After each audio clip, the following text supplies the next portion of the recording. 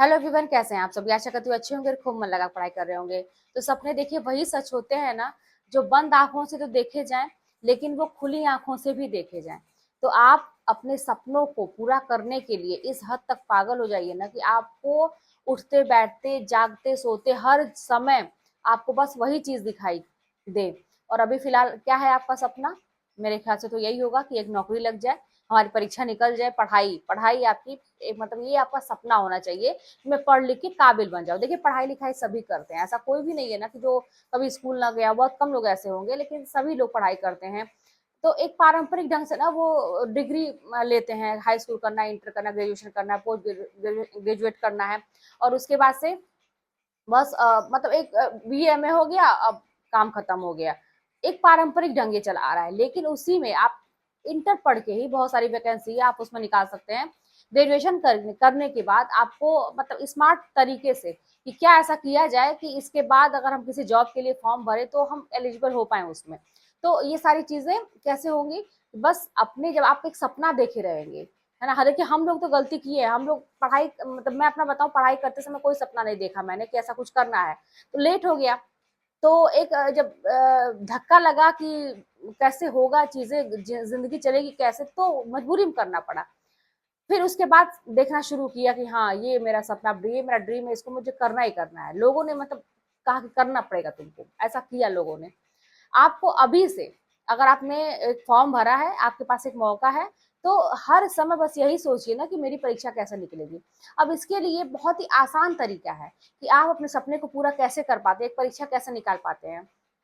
आपका घर है, आप जहाँ भी पढ़ाई करते हैं, बस उसको ना उसके इर्द गिर्द की जो चीजें हैं ना, वो भी आपके सपने के हिसाब से ही होनी चाहिए। यानी कि किताब कॉपी का माहौल होना चाहिए। यहाँ तक कि आप जहाँ सोते हैं ना, आपके तकिए के पास भी किताब का ढेर होना चाहिए।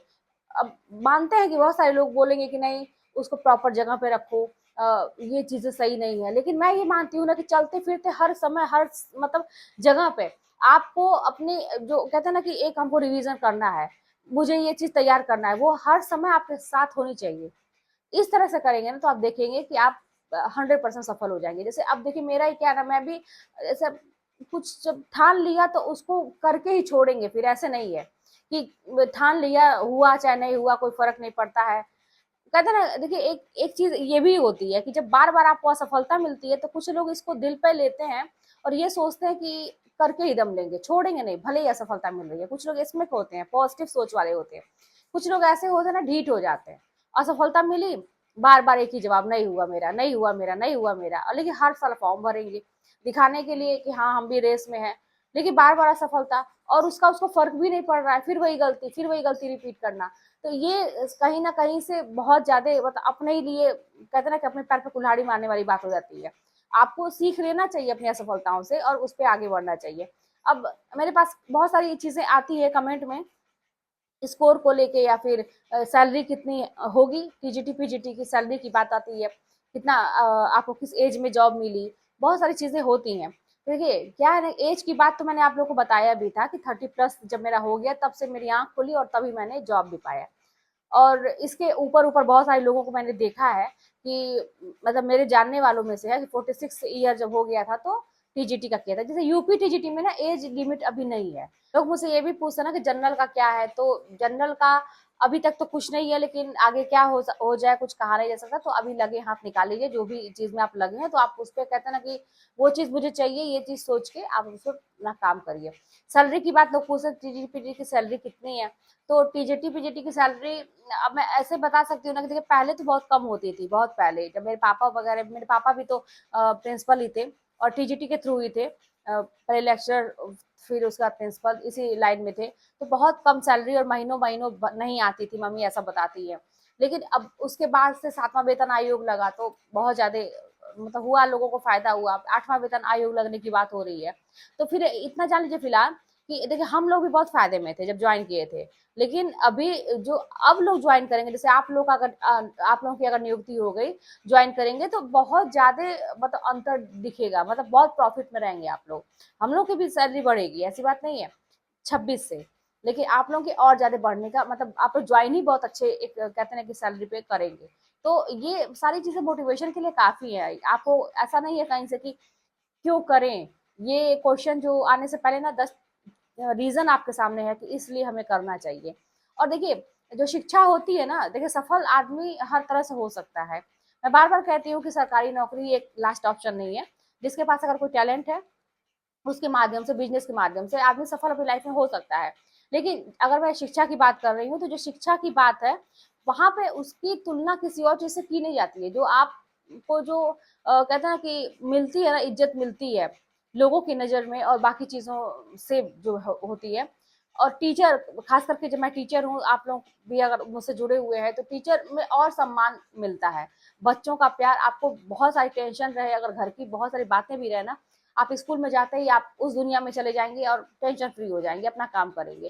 तो बहुत सारी चीजें हैं, मोटिवेट करने के लिए बहुत सारी रीजन है। और इससे आराम की नौकरी मुझे नहीं लगता है कि इज्जत की नौकरी, एक सेफ्टी की बात करें लड़कियों के लिए या लड़कों के लिए, किसी की चीज की बात करें, छुट्टी उट्टी भी देखिए, इसमें आराम से आपको गर्मी की छुट्टियां मिलती है, आप कहीं घूमने जा सकते हैं, सैलरी अच्छी खासी है। ये अगर आप बैंक वालों से भी अगर आप तुलना करेंगे, तो आप लोग कहीं मतलब कम नहीं रहते हैं, हम लोग कहीं कम नहीं रहते हैं बाकी चीजों से भी।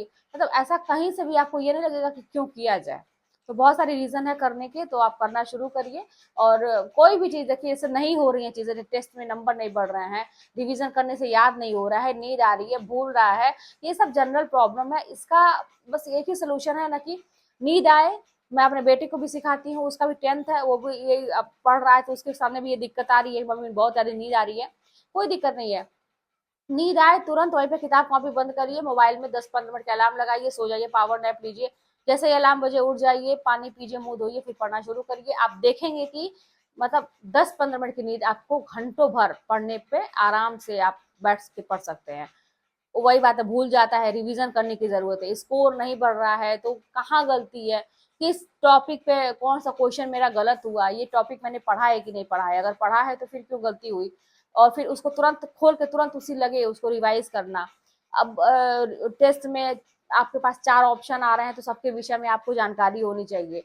नहीं, अगर आपको उसमें तत्काल पता है, तो उसके विषय में खोज खोज के आपको पढ़ना चाहिए। यही सारे तरीके हैं पढ़ाई करने के। और यही बस बार बार रिपीट करने से, एक चीज रिपीट करने से दिमाग में बैठ जाती है, आप आपकी परीक्षा निकल जाती है। बस बात कहाँ फंसती है कि लोग रिपीट करने से, किसी भी चीज को रिपीट करने से भागते हैं। यहाँ तक कि हम घर के ही काम अगर हमको रोज रोज करने पड़े, हम बोरियत फील करते हैं, हम ये चाहते हैं ना कि हमें मतलब कोई बदलाव चाहिए। लेकिन पढ़ाई में ठीक है, अपना टाइम टेबल थोड़ा सा इधर उधर कर सकते हैं, थोड़ा सा वीकेंड पे घूमने जा सकते हैं, या फिर थोड़ा सा घंटों, मतलब 1-2 घंटे आप थोड़ा सा अपने माइंड को फ्रेश कर सकते हैं। लेकिन ये कहिए कि आप पढ़ाई छोड़ के एकदम से अपने अपने फीलिंग के बारे में सोचेंगे कि हम क्या चाहते हैं, मेरा मन क्या चाह रहा है, तो फिर कभी सफल नहीं होंगे, क्योंकि त्याग तो करना पड़ेगा। बस ये रिपीट आपको करना पड़ेगा, ये सेम प्रोसेस आपको करना पड़ेगा।